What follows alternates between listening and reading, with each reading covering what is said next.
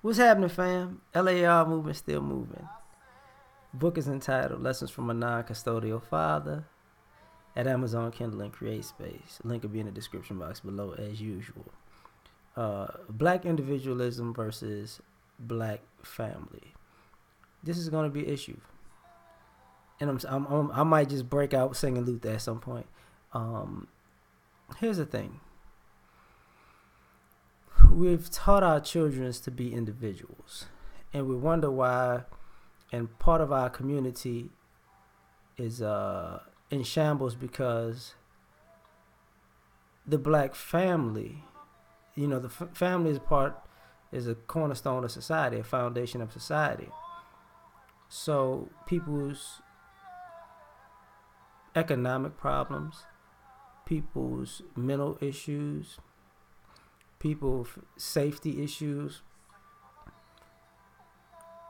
are directly related to, you got a lot of people out here who are hyper individualists because they were taught to be individuals, because basically their family was lazy and didn't want to invest in them.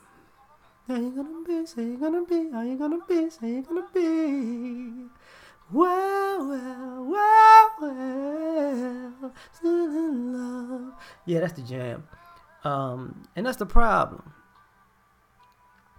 The problem is, people have this longing that's natural to be with somebody and to love somebody and to care about somebody and to be there for somebody and to have somebody there for them. People act like companionship is a negative thing. And you wonder, and it puts a financial burden on a lot of people because we're talking about individualism, because the family has issues with, I think the black family lost its way in who to invest in. So I think one of the problems was they invested in the wrong people and didn't get a return and realized they were the wrong people. And then what wound up happening is the people that were left hanging, they told them, you know what, you're on your own. You might as well be an individual because we can't do anything for you. We did it all for this one and that one. And yeah, we chose wrong, but that's not going to help you, So now you got people who feel like, family didn't do anything for me. The community didn't look out for me. But now, you want me to look out for y'all, and it's not happening. And the same thing goes into dating and mating and love. It's become opportunistic romance. Like, I need you to do the things for me. I expect you, or I feel entitled for you to do the things for me that my family never did for me. And if you can't afford to do that, then you're not worth my time. And thus driving people who are dateable or in dating age, driving them apart, because now you got people gunning after each other who are strangers. Now it's not your family that's out to get you. Now it's strangers out in the world. So what happens is, you retreat to your corner, they retreat to their corner, and you just do your thing as an individual. And you see these other groups click up. Family can live in the house, or multiple families can live in a home, and it's all good. And they start saving money together, branching out together.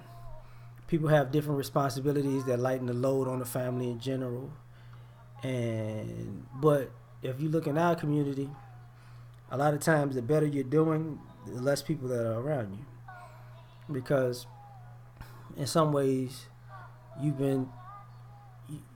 have been taught to fend for yourself and not to trust people who look like you. And there's some truth to not trusting those people, because some of the people that are considered your family, um, we don't we ignore vetting family, like helping. Since you're family, you could be a complete screw up, and you can drag the family down because you're family, and which causes this rift between,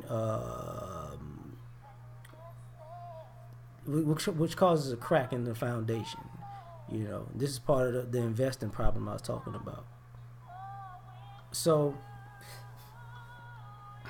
the information of being able to have a skill, or be introduced to a skill or a trade, or having a home structure where the adults can work overtime and work harder because they have family member taking care of the kids in house, so you don't have to pay for a daycare, which saves you money, right? Because the American society is set up for individualism. Like, it's not set up for family, it's set up for individuals. That's why so much in all these major metropolitan cities, there's so much for you to do, because it's predicated on the fact that you don't have a family to help you do these things. You don't have a family to watch your kids. You don't have family that's cooking at the house already. You don't have family that knows how to fix your home or vehicle. You don't have family that can, how can I say this, that can iron or tailor your clothes, because it's just you.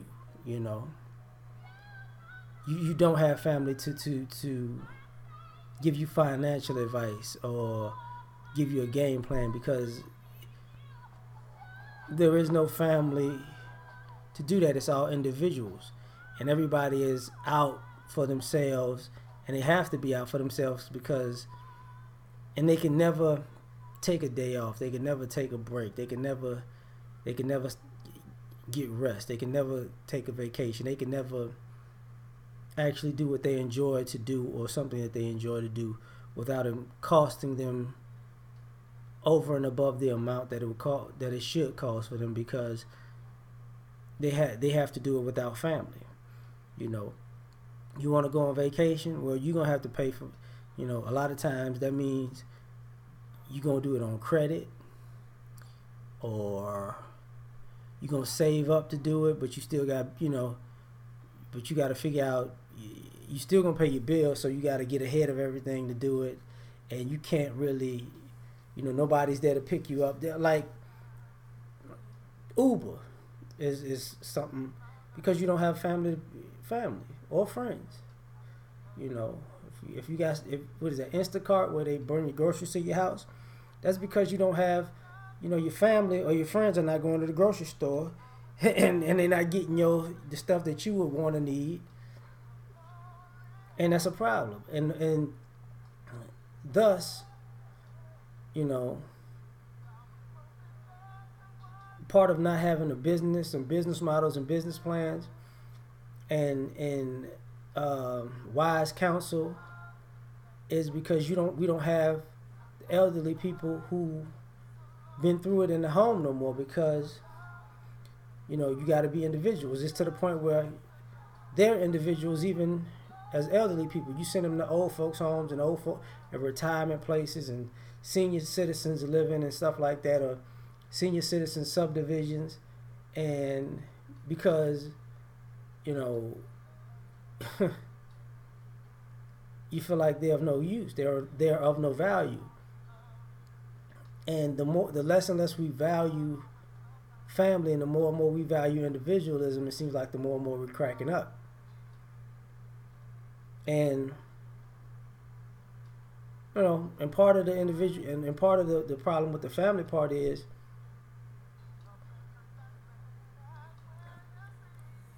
your family, you're looking for another individual who's a hyper individual to become a family with you. But because your family raised you to be an individual, you're going to be individualistic with them.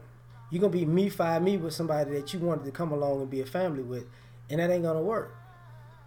You know, you're not gonna make sacrifices. You're not gonna think about that person's needs or wants, you know, or support that person's endeavors. And because of this, you either see it's feast or famine, and there's way more famine than there is feast. You know, somebody wanted to be, think about it. People want to be like chefs, but they don't have grandparents that's been cooking for years to get recipes from. That don't make sense. You know, people want to, you know, what happened to all of the masons, the electricians, the plumbers, the landscapers, the grillers, the roofers, you know, the furniture makers, the woodworkers, you know, the welders. They used to be in the house, and now because if you know all of that has been gone away, the people who was sewing, you know, all of those people are gone because they told you to go to school, get an education, and be an individual, and now you got an education and a job or a career, but you don't have a family. And you had to get that education, that job, and that career to maintain a lifestyle of being an individual, but now you're lonely as shit. And, you know, and you're wishing somebody comes along and works with you because you spent the bulk of your childhood and young adult life only caring about and groomed to only care about you, and you don't know how to care about another person. So, you know, that's part of the reason why a lot of this relationship stuff doesn't work, because you haven't been taught to build a connection with anybody. Not even family. You know. So what happens next? And then people come to the realization we need family, but, you know, the family they're talking about is broken family. I need you to help me fix my broken family. And the deal is maybe I can help you fix you from your broken family. And so, you know, black individualism versus black family is real, in my opinion. It's just a topic. I come up with topics all the time. So, you know, we out on this one. I'm going to get some cookies.